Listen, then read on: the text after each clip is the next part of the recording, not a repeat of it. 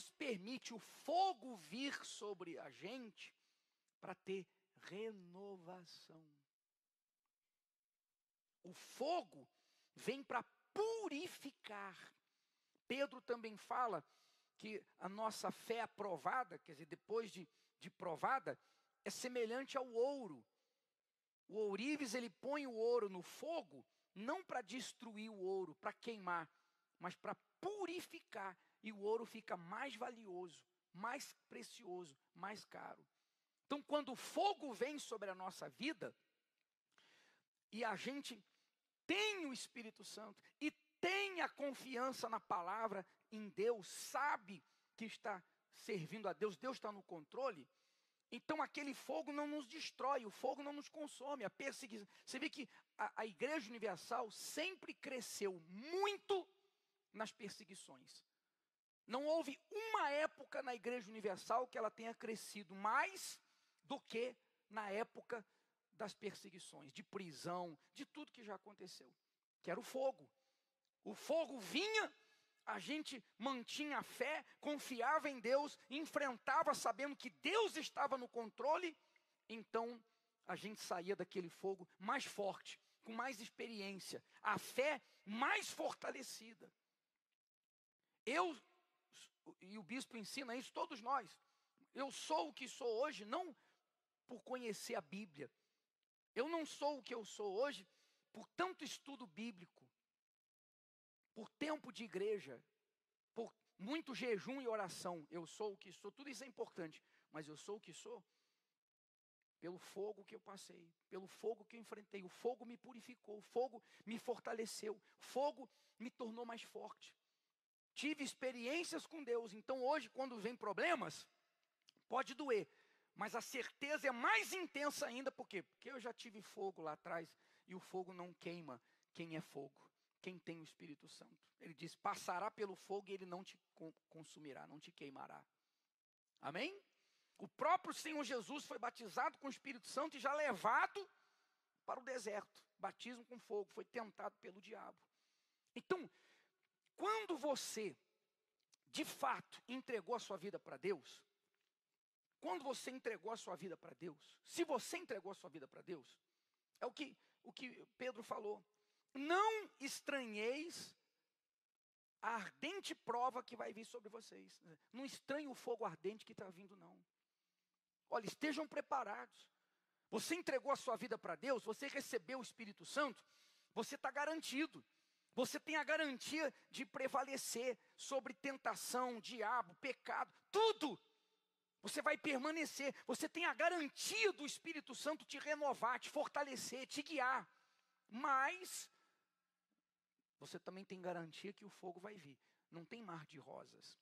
Então, às vezes, a pessoa, o fogo vem sobre ela, e o diabo já vem junto com o fogo para trazer dúvida, para trazer conflito. Quantas pessoas você já viu que elas não fizeram nada errado?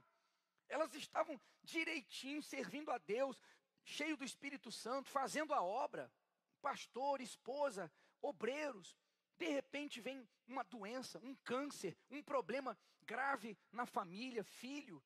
E o diabo vinha tentando dizer assim, você não é de Deus? Como é que você está assim? Cadê o Espírito Santo? Será que você tem? Você não é de Deus? Por que essa doença? Por que em você? Por que você está com esse câncer? Então o diabo, na hora do fogo, ele vem para tentar trazer dúvida, conflito. Isso é muito comum. Então, quando você tem a consciência limpa, você sabe que você é de Deus, você sabe que você entregou a sua vida para Deus, você sabe que você está servindo a Deus. Então, é com essa consciência limpa e pura que você enfrenta o fogo, o inferno, sabendo o que está acontecendo não é porque eu errei, não é porque eu pequei, não é porque eu abri uma porta para o diabo. Está acontecendo porque o fogo vai vir mesmo, porque o diabo está aí para tentar destruir. Então eu vou partir para cima e eu vou vencer. Então, por exemplo, um exemplo só um exemplo. Pode ir. Um exemplo é Ezequias. Ezequias, quando ele assumiu o reinado, tinha 25 anos de idade, era um garoto, para aquela época principalmente. E a primeira coisa que Ezequias fez quando ele se tornou rei, ele foi abrir o templo estava fechado, jogado às traças. A primeira coisa que ele fez, e passou meses, um ano, mais de um ano, reformou o templo, chamou de volta os sacerdotes, os levitas, o povo, voltou, ensinou o povo e trouxe o povo a voltar a devolver os dízimos, as primícias, a fazer sacrifícios, a honrar a Deus, fez tudo, ele focou em Deus.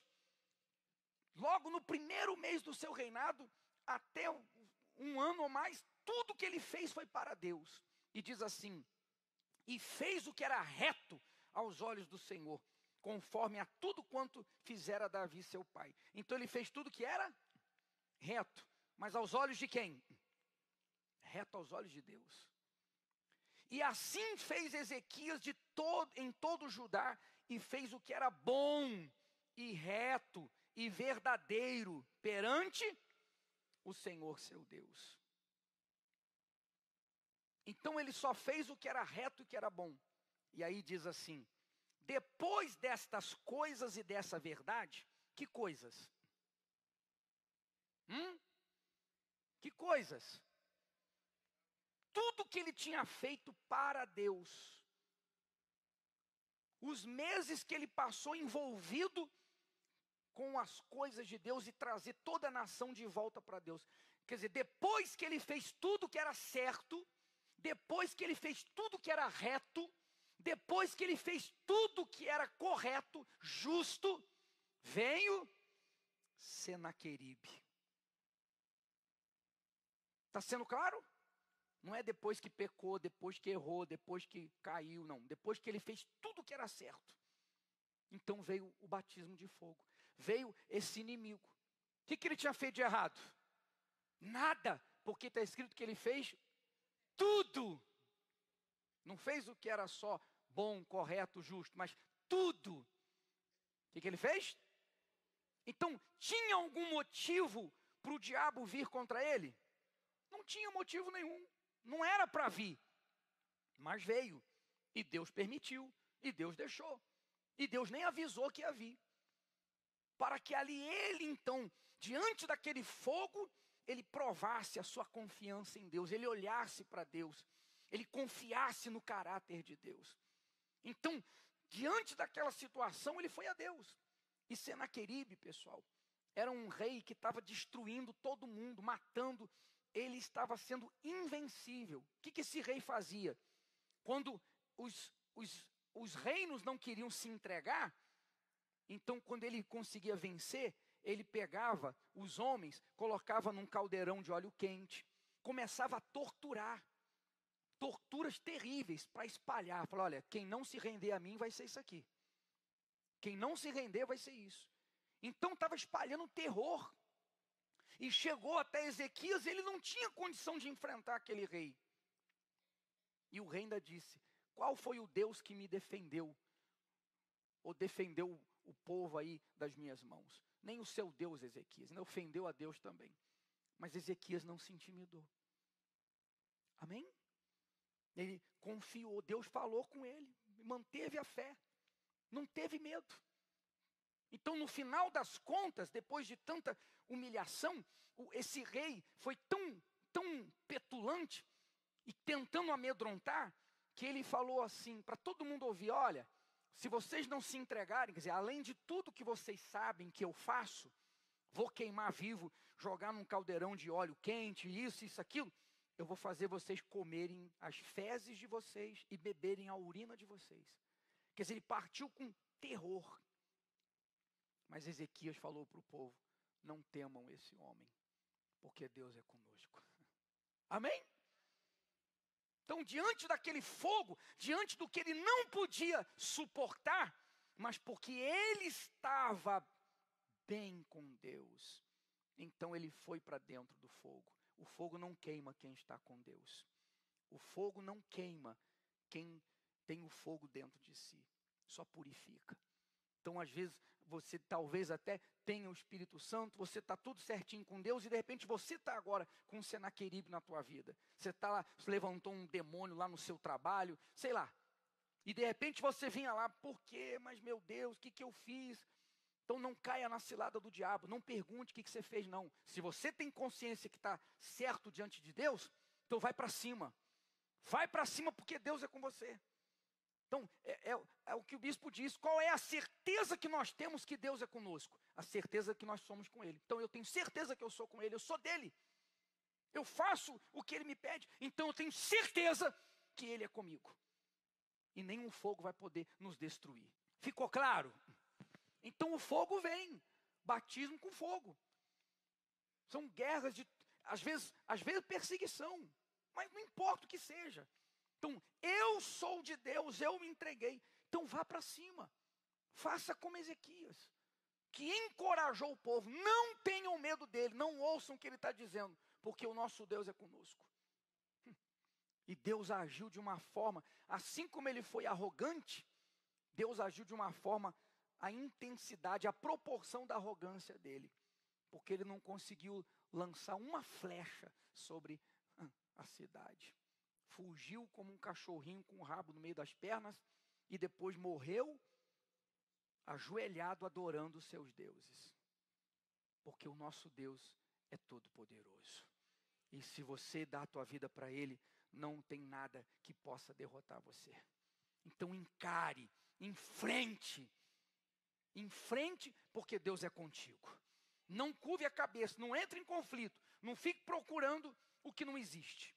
Você tem certeza, não, eu sou de Deus, eu faço a vontade dEle, vai para cima, porque é só uma prova de fogo para trazer algo muito maior depois.